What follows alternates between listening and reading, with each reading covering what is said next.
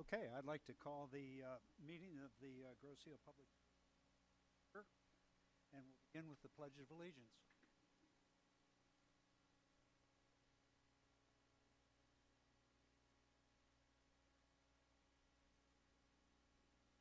One nation.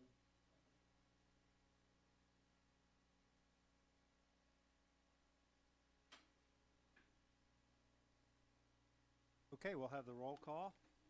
Chairman Kostick is excused. Bill Kennedy, Vice Chairman, will be leading the meeting. I'm here. Les Schmitsky. Present.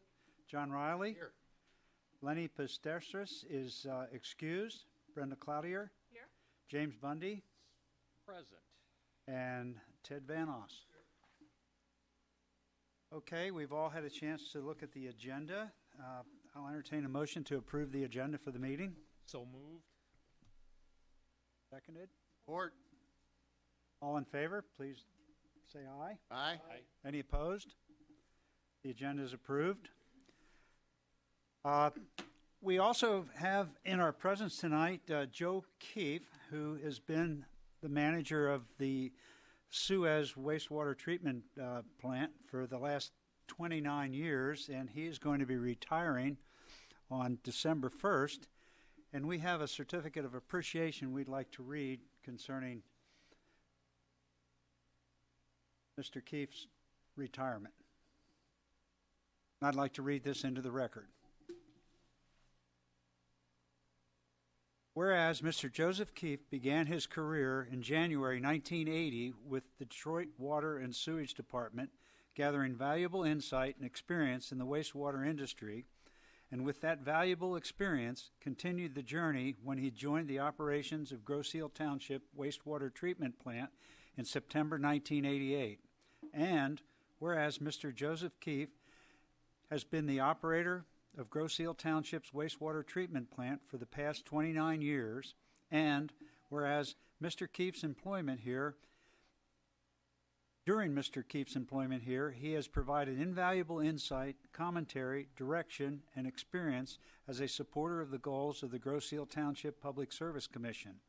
And whereas Mr. Keefe has worked tirelessly in his career of almost 38 years between the Detroit Water Sewer Department and Grosse Ile Township in the wastewater industry profession in the most professional manner, and whereas Mr. Keefe is retiring from the industry on December 1st, 2017.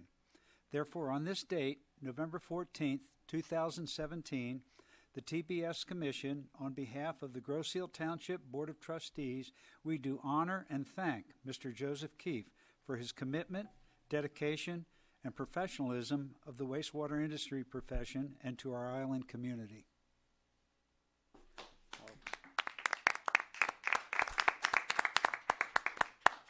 Thank you very much.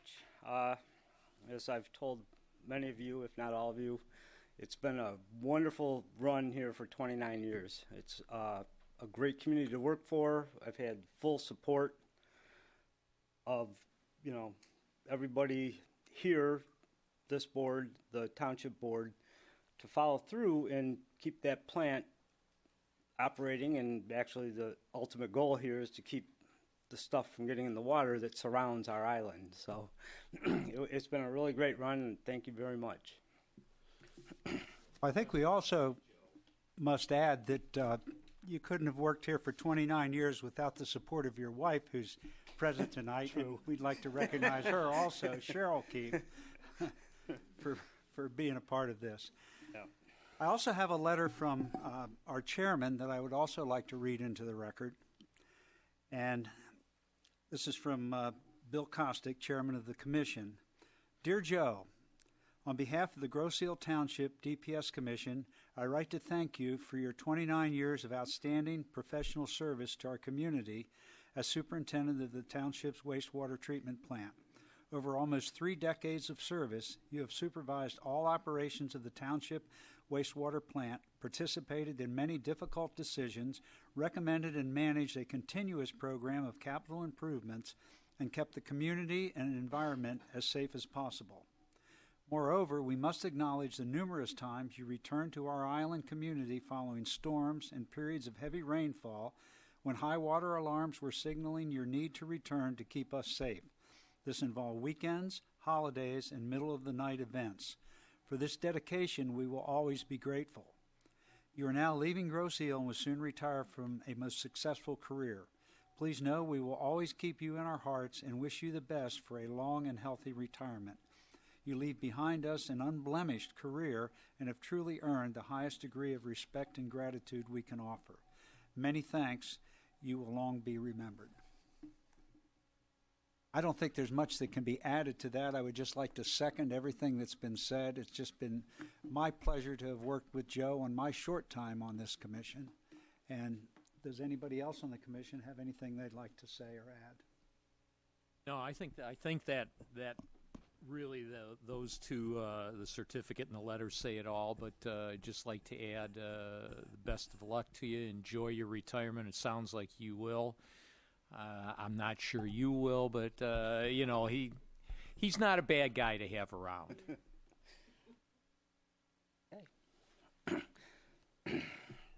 Us. I worked with this guy from day one. He came to the plant, introduced himself, and so I've actually known and worked with Les for, most of 29 years till he retired, but then he came back to the DPS Commission, so it's been great working with you too, Les. And the rest of you as a... Oh, just a few comments. I was, had some fairly contentious programs that we've had to go through. And I want you to know that you've made my job a lot easier, and you've really, really enhanced the township. You've been a great asset, and you will be missed. And the young man taking your place has got some big shoes to fill. Thanks. Appreciate it. Welcome, and I think Ryan will do a good job. It'll just take him... We were just talking about it. She said, "Did you tell me to shut off my phone?" You're forgiven last day. Okay. Thank you, everybody. And the new gentleman's Ryan Walsh. Ryan Walsh. Hi. Could you introduce Ryan to the commission and to the public? I can do that. Skills. All right. Ryan, I hired him fresh out of Ferris State when he graduated back in 2011. We had an opening, and we advertised, and he saw the ad and applied. And I saw, wow, guy with a biology degree. That would qualify for somebody to quickly go through and get the license rather rapidly. Because you do need to do it that quickly, you do have to have a bachelor's degree and in a science with a science background and engineering. So he, when I hired him, he interviewed well. He worked here for 4 years. As time went on, we did a little size reduction at the plant, but also for him, he was able to go down to South Huron Valley, which is a different process, but one that a lot of plants have. So there's all the tests and stuff. The questions are all the math related to an activated sludge plant, not a fixed growth plant like Grosse Ile. So he got a couple years experience there. When it finally got posted that I was retiring, he was interested. And so we brought him back about a month ago, and he's working with me, and we'll continue for the next 3 weeks. We're working side by side. I think, as I earlier said, I was that fresh-faced 30-year-old who came in here 29 years ago. But I think he'll do well. He's got a good staff there to help him. He's got Jason McManus, who several of you know from fire department and DPS, and also Kevin Begeman, who in 1977 he was here as part of for the older folks here, Comprehensive Employment Training Act. It was a program in the 70s, CETA. He was actually working at this plant with Wayne County as a CETA employee. And when I first hired in, and this still exists today, but you go down to the very bowels of the plant where the pumps are, the dry well. On the wall is there's painting. It says, "Bye, guys. Remember the CETA kid." KB. So he was here. He took CETA was short-term employment training. Went to work in Trenton. He was born and raised in Trenton. Retired after 25 years there. Came back here, and he's been here since 2006. So he's got a really good staff to help him along. Very good, dedicated staff. So I think he'll be okay. Welcome aboard. Welcome aboard, Ryan. Thank you. Hey, Joe, there's one thing I didn't get to tell you in the other room in there. But my son Lance said he wishes you well and enjoy your retirement, and he's going to miss you. Tell him I said hi and thanks for all help he's done over the years for You me. just talk to that camera up there. He's watching. All right, thank you. Thank you, Joe. Ryan. Okay, in our packet we have the minutes of the October 10th meeting, and they're all in your packet. And if anybody has any questions about the minutes, bring them forward. Otherwise, I'll entertain a motion to approve the minutes of October 10th. I will make a motion to approve the minutes of the 10th of October. Support? We have a motion and support for approval. All in favor, please say aye. Aye. Aye. All opposed? The motion passes. Also, we have in our packet the vouchers. You've all had a chance to look them over. Are there any questions about the vouchers? 13657 through 13663. Phil, one thing I neglected to do last month is to pay everybody, so I will catch you guys up this month. I apologize. I wasn't going to bring that up, but She's going to give it to us like a Les Christmas did. present. I called Les Yeah, earlier, yeah, and he says, "Hey," and I'm thinking, I don't think I paid them. Okay, but I'll catch you guys up. That'll be a Christmas present. Yeah. Go.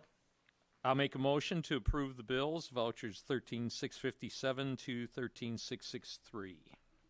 I will second that. all in favor? Please Aye. say Aye. aye. Any opposed? The vouchers are approved.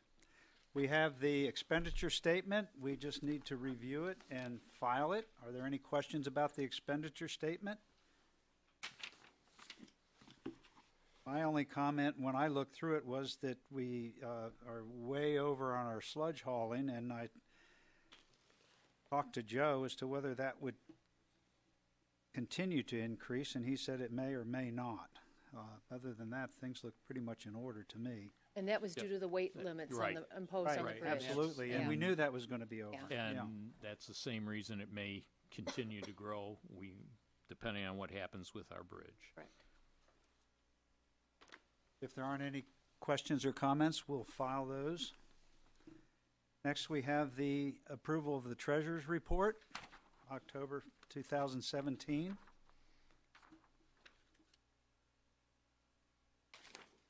If there are no questions, I'll entertain a motion to approve the treasurer's report. So moved. We have a motion and support for approval. All those in favor, please say aye. Aye. Any opposed? Treasurer's report has been approved. And now we have public comment. We have two members in the audience. Do they wish to make any comment? No? Okay. And we have no action items tonight. So we're down to the manager's report. Brenda? Correct. The first item on the agenda is the Ember Court Drainage Project update. As you recall, a few months ago, we had some residents come before the commission regarding a tremendous amount of water in the springtime that was affecting them. So we met out on site. We were coming up with a plan to put in a inlet in the northeast corner of one of the lots with a 6-inch perforated drain coming out. The first proposal we could not do because we couldn't get a permission to go through somebody's lot and easement. So we moved to the house west of that. We've gone out there twice to survey, and both times the elevations are not working out. So they have determined that they're going to go one lot further, bring these two homes together, the residents, for a on-site meeting to see if we can get permission to cross over. So it's still in the survey stage. We don't have any further information, and hopefully we'll have something next month for the commission. Do they think that going to that place will work, or don't they know yet? They don't know yet. They think it might work, but they're not positive. We just have to get on the other side of that tree line. So the second item under manager's report is the wastewater treatment plant capital improvements project for the next fiscal year. And Joe, you can present that.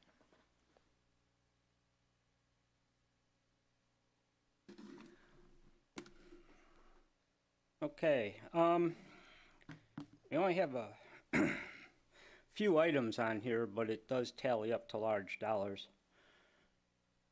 Bearing in mind that 240,000 of this is a carryover from this year that did not happen yet. So the first thing is lighting.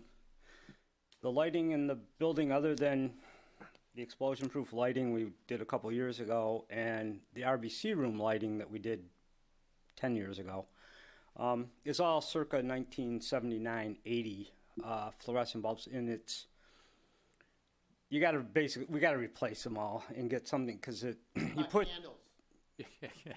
they'd probably blow out, but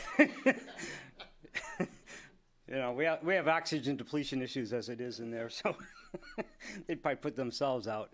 But anyway, the lighting in these areas that I mentioned in the report should all be upgraded. Just you put today's fluorescent bulbs in these old fixtures from 1980, and they last about 3 weeks, because the ballasts are all different nowadays, and we just think it's time to upgrade the lighting in the rest of the plant. And it's significantly less expensive than the explosion-proof lighting project that we did 2-3 years ago.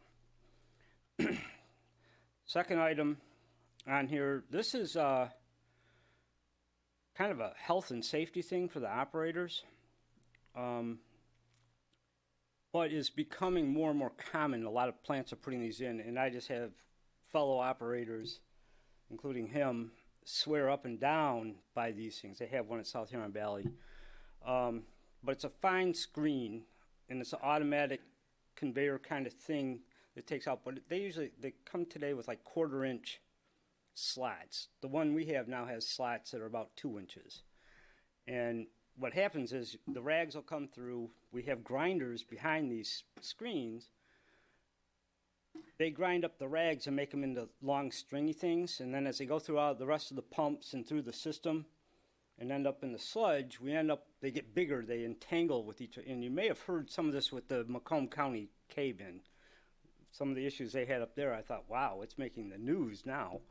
But we'll get these blobs of rags that plug up our sludge pump when we're trying to transfer it to the storage tank that are like 500 pounds. They get so big and stringy, and it's about 6 feet long of rags hanging out of the bottom of the pump. But you go to grab them to pull them out. There's puncture issues, potential for punctures through your gloves. I mean, obviously we don't do this with bare hands, but even puncture-resistant gloves are what you get. You don't get puncture-proof gloves that you can actually work with. And then there's, you know, and I hate to say this, but there's like, you pull it and then suddenly it lets go, and this is all wet and gooey and slimy. And that gooey, slimy stuff, when it lets go, comes flinging right back at you. It's pretty disgusting. We just... You paint a good picture. Okay. Anyway, it's kind of a pricey thing, but I think another advantage to having this in would be for the sludge hauling and applying it to the farmer's field. They're not going to have some of these items show up that now, if they were out walking their field after they till it a couple of years after the injection, these things show up on the field. So it would be more pleasant for the farmers and easier because then the injectors don't get plugged up for the applicators. And these things seem to be very trouble-free. All the people I talked to about them. I actually gave Lorinda a video, a thing, it has all sorts of information on it. But if you want to view one of these things and how they work, but it's, a log comes in, these things can handle a log. And these are the kinds of things we get occasionally come in. We have to manually get them out with our, shovels, or I've been down there with a sawzall to cut them up so we can get them out. So anyway, there's that. I'm recommending that we go with that. One quick question while we're Yes, on sir. that topic. What is the technology on how this works? A 1/4-inch opening, what does it do? Divert Okay. the, No. The flow comes in. This thing will sit in the channel, okay, and they're probably 8 feet high, 10 feet high. And it has a movable rake that comes around and pulls up all the stuff that lands on this as it's coming through the flow, and then pulls it up and then dumps it into a hopper or a bin that we'll have, because we'll have to haul that out with the so crane. it separates it right there. Right there. Okay, got it. So when the sludge goes out, we also don't have that weight in there that we're paying for. True. You're not going to have all that weight. Well, it's got to go somewhere. Well, we'll haul it. It goes out in the dumpster with the trash. Oh, okay. Yeah, it's just not going with our Right. sludge. Yeah. Okay. So there is that too. And also, if we have to do, it's probably not going to happen, and hopefully you won't have to use dewatering like we are proposing that you do for probably your next sludge haul will have to be on a centrifuge, but it also would prevent issues with that in the future if that drags on and on. West Channel Monster Overhaul. It's been 5 years since we did this, and that's what they recommend, usually the blades. If you approve the other thing, the fine screen that we just talked about, this would be unnecessary. That piece of machinery can just come right out along with the east one, because this fine screen grabs everything, and there's no point in having the grinders, which was, again, old technology. So that would, it's due for an overhaul, but if you approve the fine screen, it'll just come out once the fine screen's in. Cellular alarm dialers for the lift stations. Right now we have landlines for the dialers, and the landlines are really notoriously unreliable. Every year, at least once, twice a year, we'll call up a lift station, or in the case of Friday, they went down and found a high wet well and no call. And so they called, on the cell phone, and I tested the line, no answer, and then AT&T tested it, and they said it's bad. So we know the line's bad, but I think cellular technology, it would be, and granted, Suez pays for the phone lines for that out there, but the cellular is like, it's $50 a month per line for each lift station. Cellular is $20 a month. And you don't have the lines that you have to the lines can be an AT&T problem like this last case, but sometimes they're just a line coming from the box into the lift station to the dialer. I think they would be much more reliable in the future going forward. So that's my recommendation for that. And that's actually relatively inexpensive. And that most of that cost is to switch everything over? Yeah, well, purchase the dialers. What did we pay for that dialer? We just did one for the bleach building. It was I think it was more than 1,000, but less than 1,500. Okay. So there'd be some installation and stuff, but that's just, again, it's just the technology is advancing along, and in AT&T's case, well, we can't get out there. We called on Friday. They can't get out there till tomorrow. So it would be nice to eliminate that issue too. Then the intermediate lift pump upgrade. This is the carryover from last year.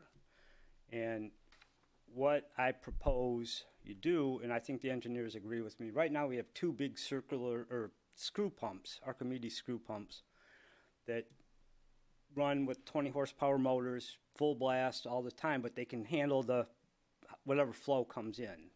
You know, we have a low flow, high flow. It doesn't.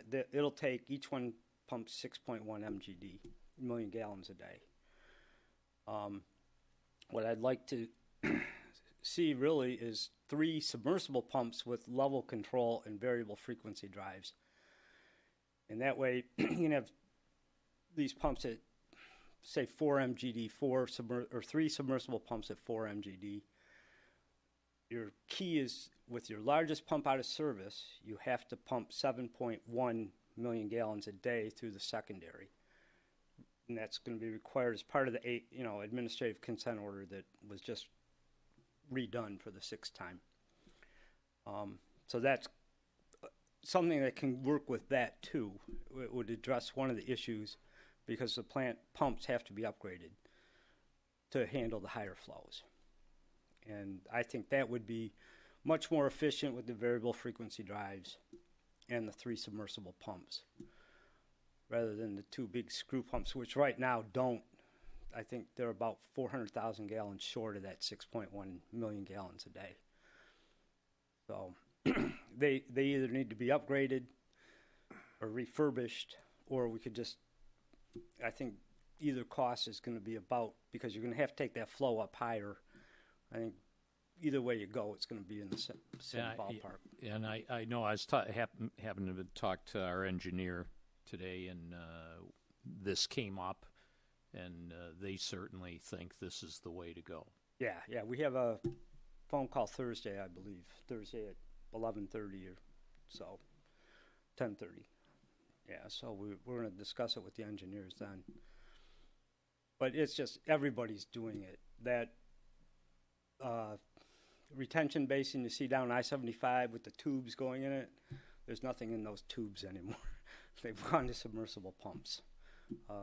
Everybody's just gotten away from that. It's an old technology that's just not being used anymore. That's it. Any questions? You will be back in December to do. All we have to do is scrape up the money. I kind of think I know where you have it. There is that the fund that we have is for these types of projects. Yeah, I know. We do have a catastrophic fund set aside, so. Yep. And this is, by staying ahead of the game, you don't really have to have a catastrophe to. It's always cheaper to stay ahead of it than have the catastrophe. Yeah, it's saved us a lot of time and money over the years.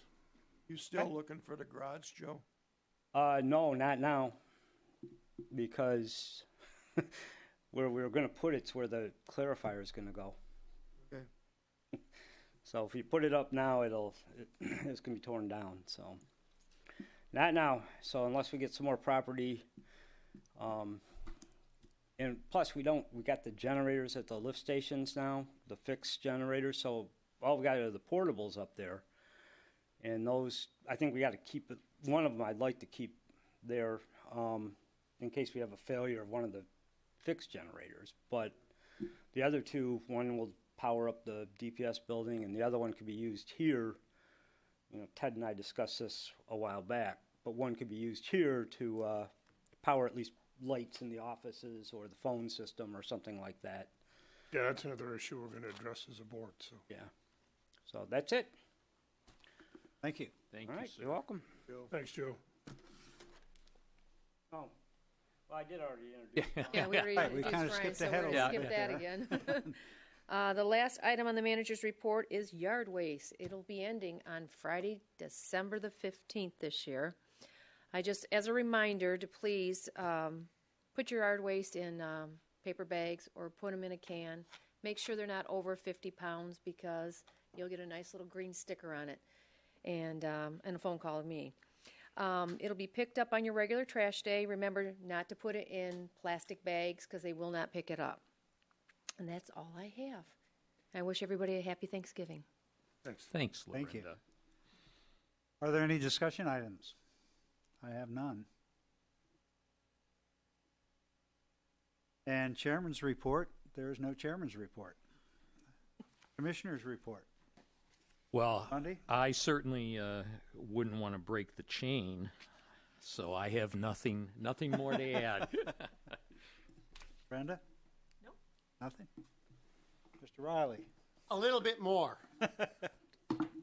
There's an Irish guy that's a football coach down in Columbus, Ohio. I really like those Irish guys, wherever they are. Doesn't have to be Notre Dame. Can be Columbus, wherever it is. And this guy, Meyer, I think is his name, he talks about his players being encouraged to work above the line. And what that means, simply, is to be intelligent in your application, on purpose, and skillful in what you do. And Joe Keefe, I've seen you time and time again operate above the line with your initiative and hard work. And I just want to thank you one more time. And that's all I have. Les? I've been meaning to give this to Bill. And this is from the Grayling paper. And it's the city of Grayling receives over 1.5 million upgrade grant. And I don't know if we have ever looked into getting any kind of grants to help us, but I wanted to give this to Bill. I'm passing it down to you.